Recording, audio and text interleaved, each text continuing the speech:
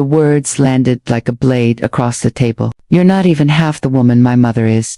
I froze, the serving spoon still in my hand. The smell of vanilla pudding drifted through the room I had worked so hard to make warm and welcoming. The crystal glasses shimmered under the light, the silverware polished until it gleamed. I had hoped for peace that night. Instead, silence pressed down on every corner of my dining room. Vanessa sat across from me, her red dress glowing like a warning. Her eyes glittered with satisfaction, as though she had waited for the perfect moment to strike. My son, Ethan, avoided my gaze, his fingers tapping nervously against his phone. My heart pounded, but when I pushed back my chair, my voice was steady. "Then your mother can start paying your rent." Ethan's head snapped up, his face drained of color. "Rent," he shouted, the word breaking the silence like glass shattering across the floor. That single moment would change everything. "My name is Margaret Lewis. I am 70 years old." And this was the night I stopped being invisible. "My name is Margaret Lewis, and I have lived in the same small Ohio town for more than 3 decades. I am a widow, a retired seamstress, and a mother who spent most of her life putting others first. My hands carry the proof calloused from years of sewing dresses, hemming pants, and patching coats for neighbors who sometimes paid me in dollars, and sometimes only in gratitude.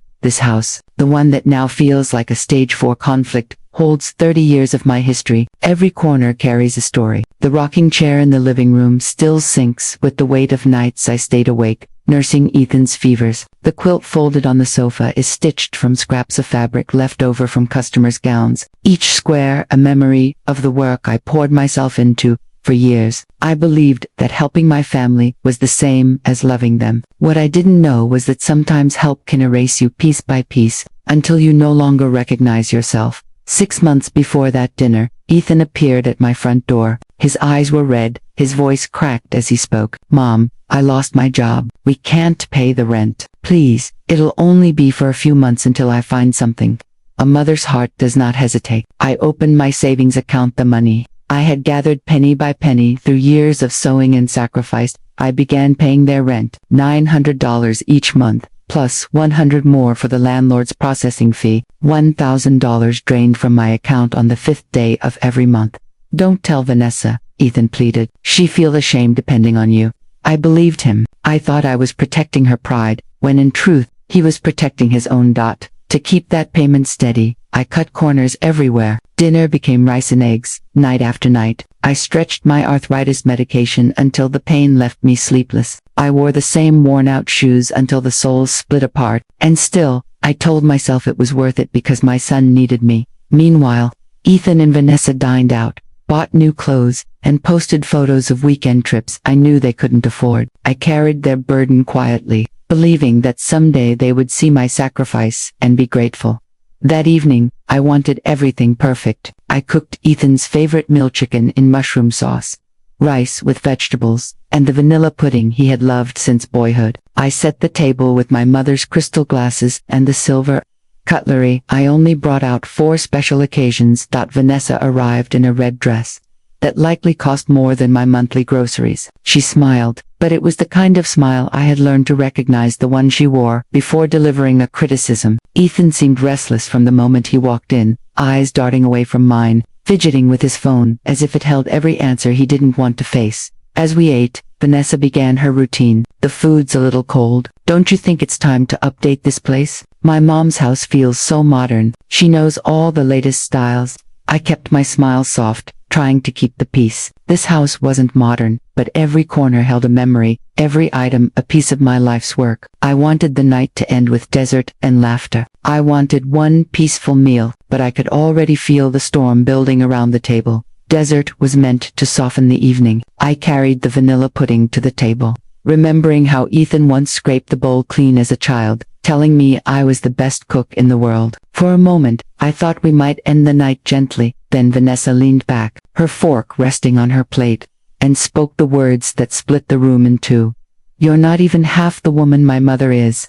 The spoon froze in my hand. The clock ticked loudly in the kitchen, each second striking like a hammer. Ethan kept his eyes down, his shoulders tight. I placed the spoon carefully on the table and rose slowly. My voice was calm, but it carried a weight I hadn't felt in years. Then your mother can start paying your rent at 46 Briar Lane, Unit 3. Ethan's head snapped up, his glass tipped, water spilling across the table. What rent? He stammered, his face drained of color.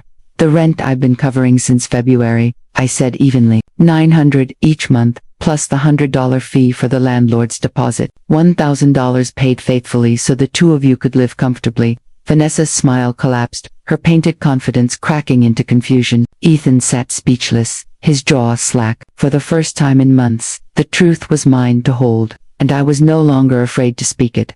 The silence after my words was heavy enough to choke the air from the room. Ethan blinked rapidly, as though he could erase the truth by refusing to accept it. Finally, his voice broke through. Mom, I was going to tell you, I was fired 2 weeks ago. The confession hit like a hammer. Fired, and yet he had allowed his wife to walk into my home, in a designer dress, and treat me as though I was beneath her. Vanessa turned to him, eyes blazing. You lost your job and didn't tell me. Her voice rose, sharp and cutting. Asterisk, I spent $400 on shoes last week. I booked the spa for my birthday and you let me do it while we're broke. Ethan ran his hands through his hair, the same nervous habit he had since childhood. I thought I could fix it before you noticed. I didn't want to disappoint you.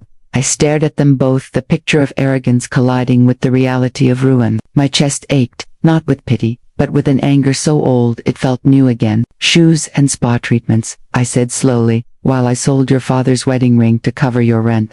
The room fell silent again. This time it wasn't confusion that lingered, it was shame. I stood tall, an unfamiliar steadiness rising within me. For years I had bent, softened, compromised, but in that moment, I was done bending. Ethan, Vanessa, I said firmly, your lease is up in 30 days. After that, I will no longer pay a single cent for your apartment. Ethan's mouth fell open. Mom, you can't do that. We'll have nowhere to go. You should have thought of that before you lied to me, I replied. My voice wasn't cruel, it was clear. Vanessa slammed her hand against the table. Mothers don't abandon their children. My mother would never do this to me. I looked her straight in the eyes. I am not abandoning my son. I am refusing to be used. There is a difference. Ethan's eyes filled with tears. Please, Mom, just one more chance. I'll get a job. I'll make it right. I shook my head gently. Promises don't pay rent, Ethan. Actions do. If you want to prove yourself, start now. But I will no longer be the safety net that lets you avoid responsibility. For the first time in years, I felt the weight of their expectations sliding off my shoulders. This wasn't revenge. This was survival. This was me choosing to respect myself. When the door finally closed behind them, the house was quiet in a way I hadn't heard in years. No sharp words, no nervous tapping, only the hum of the refrigerator and the steady tick of the wall clock. I stood at the sink, rinsing dishes under warm water, watching the soap bubbles swirl and pop. My hands trembled, not from weakness, but from the release of everything I had carried alone. That night, I sat in my rocking chair, the one that had held me through fevers and storms, and listened to the creak of the wood. For the first time in months, I didn't feel dread pressing against my chest. When sleep came, it was deep and uninterrupted. I dreamed of nothing and everything at once. Freedom, peace, and this strange calm of knowing a line had finally been drawn. By morning, sunlight spilled across the dining table where the fight had taken place. It was the same room, the same furniture, the same walls, yet it felt different, lighter, as if the house itself had taken a breath. 2 days later, the phone rang just after sunset. I almost didn't answer. I was tired of bad news, but something in me said to pick it up. Margaret, it's Tom Bennett. The name pulled me back 50 years in an instant. Tom, my college sweetheart, the boy with the crooked smile, who once promised to take me to see the Pacific Ocean. We had lost touch when he moved west to chase opportunity, and I stayed behind to build a family. His voice was older now, deeper, but still carried the same warmth. I remembered. He told me he had spent the last 4 decades building an engineering company in Seattle. He had raised 3 children. His wife had passed away 2 years ago. And recently, while going through old photographs, he had found one of me, the girl in the white dress with red flowers I had sewn myself. I wondered if you were still in Ohio, he said softly. I wanted to hear your voice again. We spoke for hours that night, sharing pieces of our lives, our losses, our small victories. Before we hung up, Tom paused. Margaret, I'd like to invite you to spend a month in Seattle. No expectations, just old friends catching up. You deserve an extraordinary life, and I'd be honored to show you a bit of mine. I sat holding the phone long after the call ended, my heart pounding in a way I hadn't felt in years. That night I lay awake, staring at the ceiling, Tom's invitation circling in my mind. A month in Seattle, the Pacific Ocean. The kind of adventure I used to dream about before life grew heavy with duty. But I am 70 years old. I reminded myself, what if this was foolish? What if Tom wasn't the boy I remembered, but someone who only wanted to take advantage of me? I wrote a list in my notebook. On one side, the risks, scams, nostalgia clouding judgment, disappointment. On the other side, the safeguards, video calls to confirm his life, meeting his family, paying for my own ticket so I owed him nothing, keeping my finances separate. I asked myself the hardest question: was I thinking about going to punish Ethan and Vanessa, or was I thinking about going for me? The truth settled quietly in my chest. For the first time in decades, the decision wasn't about anyone else's comfort, it was about mine. I closed the notebook and whispered into the dark, I'm not running away, I'm choosing myself. The thought was terrifying, it was also exhilarating. After years of sacrificing for others, I had just given myself permission to consider my own happiness. A week later, Ethan showed up at my door. His clothes were wrinkled, his face gaunt, and the circles under his eyes told me he hadn't slept much. For a moment, I almost saw the little boy he once was standing at the door after scraping his knee. Mom, he said quietly, can we talk? We sat at the kitchen table. He wrapped his hands around a cup of coffee like he needed it to steady himself. I've been sleeping in my car, he confessed softly. 3 nights now. I've finally landed night work with the cleaning company. It's not much, but it covers a small room downtown. I enrolled in online classes for a basic accounting certification. I want to do better. I studied Nathan's face. For the first time, he didn't look defensive, he looked humble. I also started therapy at the community center, he added. The sessions are free. The counselor told me something that shook me. He said, you've been addicted to being rescued your whole life. Every time someone saved you, it felt like relief, like a drug, and you never learned to stand on your own. He lifted his eyes to mine. I'm not here to ask for money. I'm here to tell you I'm trying, and I'll keep trying, even if it takes years for you to believe me. For the first time in a long while, hope flickered inside me, fragile, but real.